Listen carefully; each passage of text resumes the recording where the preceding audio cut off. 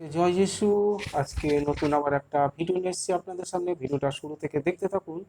আজকের কন্টেন্টটা হয়েছে যে প্রভুর ইচ্ছা হলেই সব কাজই সম্ভব, মানে কোনো কাজই কিন্তু অসম্ভব বলে কিছু নেই।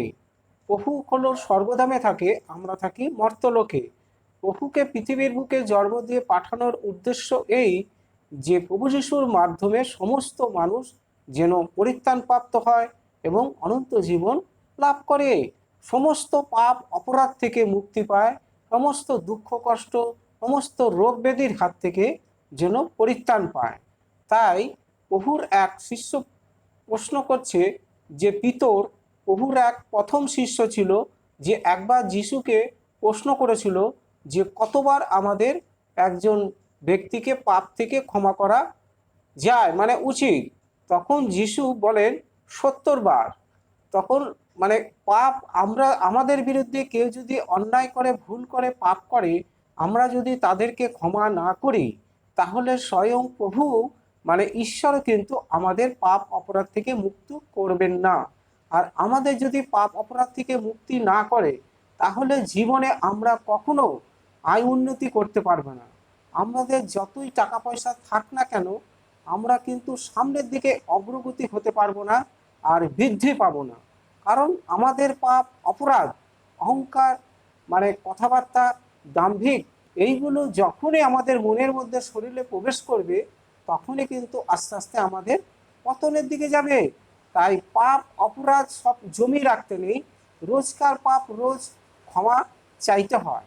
রোজ রাতে শোয়ার আগে প্রভুর কাছে প্রার্থনা করে বলতে হয়, প্রিয় প্রভু, দয়া করে আমাদেরকে রক্ষা করো।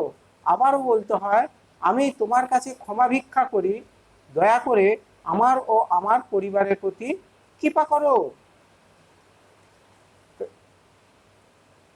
প্রভুর কাছে ঠিক এইভাবে কাকুতি মিনতি করে, এইভাবে কিন্তু প্রভুর কাছে প্রার্থনা করে সমস্ত পাপ অপরাধ থেকে মুক্তি পেতে হয়।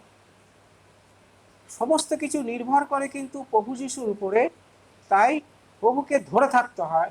কখনো কিন্তু অবিশ্বাস, মানে কি মনের মধ্যে কুচিন্তা কুভাবনা কখনো কিন্তু আনতে নেই। একবার মানে কি আমরা সকল পাপের জন্য আমরা দুঃখিত, প্রভুর কাছে প্রার্থনা করে বলতে হয়, হে প্রভু, হে ঈশ্বর, আমার সকল পাপের জন্য আমি দুঃখিত, আমাকে ধৌত করে সূচি করো। আবারও বলে যে আমার অপরাধ হইতে আমাকে নিঃশেষে ধৌত করো এবং আমার পাপ হইতে আমাকে সূচি করো। গীতসঙ্গীত 51 অধ্যায় 2 পদে আছে। 51 পদটা হলো পাপ অপরাধ থেকে ক্ষমা প্রার্থনা। গীতসঙ্গীত 51 পদটা খুব ইম্পর্টেন্ট। তাই আমরা যে পাপ করি, অপরাধ করি, আমরা কিন্তু বুঝতে পারি না। যখন কোনো কাজ, মানে আমরা কিন্তু ভালো উচ্চশিক্ষিত লাভ করেছি, চাকরি বাকরির জন্য অ্যাপ্লিকেশন করছি, কিন্তু আমরা বাধাদান পাচ্ছি। অনেক টাকা পয়সা খরচ করে আমরা ব্যবসা বাণিজ্য খুলে বসেছি, কিন্তু প্রথম প্রথম ব্যবসাটা সামনের দিকে অগ্রগতি হলেও প্রথমে মাঝপথে কিন্তু ভেস্তে যাচ্ছে। কিন্তু কেন? আমাদের শরীরে কিন্তু অনেক পাপ অপরাধ রয়ে গেছে। তা সেইগুলো কিন্তু প্রভুর কাছে প্রার্থনা দ্বারাই প্রভু আমাদেরকে পরিত্রাণ করে দেবে। আর তারপরে কিন্তু প্রভু আমাদেরকে আশীর্বাদ করবে, আমাদের ধনবৃদ্ধি হবে, আগে থেকে অনেক ব্যবসা বাণিজ্য আয় উন্নতি এবং ভালো ভালো জায়গায় চাকরিও আমরা কিন্তু পেতে সাহায্য করবে প্রভু। তাই প্রভুই কিন্তু সব। তা এই জগতে কোনো মানুষ যদি আমাদের বিরুদ্ধে কোনো কথা বলে হিংসা করে বা যেভাবেই, মুখ বুঝে ধৈর্য সহ্য করে, মুখ বুঝে থাকতে হয়। মানে ধৈর্য সহ্য গুণ হলো সমস্ত পাপ অপরাধ ধুয়ে মুছে তরল হয়ে বেরিয়ে যায়। কখনো কেউ কোনো কথা বললে মুখের উপরে কোনো কথা বলতে নেই। তাই ধৈর্য সহ্য গুণ মানুষের শরীরে অবশ্যই থাকা দরকার। তাহলে সেই ব্যক্তি একদিন জীবনে অনেক বড় সাইন করতে পারবে, মানে প্রতিষ্ঠিত হবে। যে কোনো কাজেই যাক না কেন, তার কাজ সাকসেসফুল হবেই হবে। একবার সেখানে এক রাজা ছিল, সে তার দাসদেরকে তাদের বকেয়া সহ, মানে কি ডেকে পাঠালো, যে হিসেব চাইলো সমস্ত পয়সার। একজন দাস এত বিশাল পরিমাণে অর্থ ধার করলো, যেটি সে কখনোই ফিরে দিতে সক্ষম হবে না। রাজা বলল, আমার কাছে যে ঋণ করেছো সেই অর্থ ফিরিয়ে দেওয়ার কারণে কৃতদাস রূপে তোমার পরিবার ও তোমাকে বিক্রি করার আদেশ দিলাম। মানে রাজা কিন্তু প্রজাকে এই আদেশ দিল। লোকটি কাঁদতে কাঁদতে মানে শুরু করলো, মানে কান্নাকাটি শুরু করলো যে এত টাকা পয়সা তো শোধ করতে পারবো না। রাজার সহানুভূতি হলো আর তাকে বলল, তোমার সমস্ত ধার থেকে তোমাকে মুক্ত করা হলো।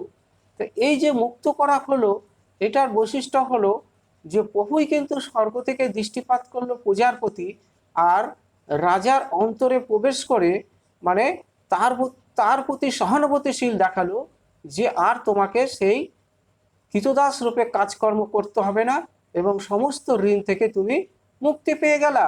তাই প্রভু হলো সর্বস্ত পিতা, আমরা হলাম তার শিষ্য। প্রভু যদি গুরু হয় আমরা হলাম শিষ্য, প্রভু যদি রাজা হয় আমরা হলাম প্রজা। তাই প্রভুকে সবসময় ঊর্ধ্বে রাখতে হয়, সবার উপরে। প্রভুকে কখনো কোনোদিন নিচে নামাতে না হয়। গুরু গুরুই থাকে, শিষ্য শিষ্যই থাকে। গুরু কখনো শিষ্য সমতুল্য মানে কি নিচে নেমে আসতে পারে না। তাই প্রভুকে সবসময় ঊর্ধ্বলোকে বাস করে, মানে স্বর্গলোকে বাস করে ঈশ্বরের ডান দিকে বিরাজমান আছে। তাই প্রভুর কাছে প্রার্থনা করলে প্রভু প্রত্যেকটা মানুষের দুঃখ কষ্ট অভাব অনটন সমস্ত রোগ ব্যাধির হাত থেকে প্রভু পরিত্যাগ করে দেয় এবং তার জীবনে নতুন করে আবার সে নতুন জীবন ফিরিয়ে দেয়, নতুনভাবে জীবন সে শুরু করার সুযোগ করে দেয়। কারণ এইটা একমাত্র পরিত্রাণ প্রভুর কাছ থেকেই আমরা প্রাপ্ত হই। আর এই পৃথিবীতে এমন কোনো মানুষ নেই, এমন কোনো ধার্মিক ব্যক্তি নেই যে সরাসরি ঈশ্বরের কাছে পৌঁছাতে পারে। কারণ পুত্রর হাত ধরেই কিন্তু পিতার কাছে পৌঁছাতে হয়।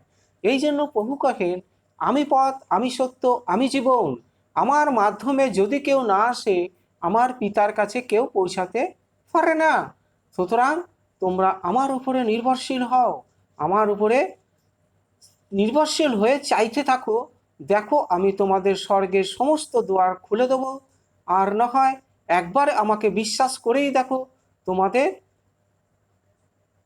জীবনে আয় উন্নতি, ব্যবসা বাণিজ্য মানে শস্য ক্ষেত, যে কাজে কর্মই তোমরা সামনের দিকে যাও না কেন, তোমরা কতটা সাফল্য কতটা সাকসেসফুল হও একবার আমাকে পরীক্ষা করেই দেখো।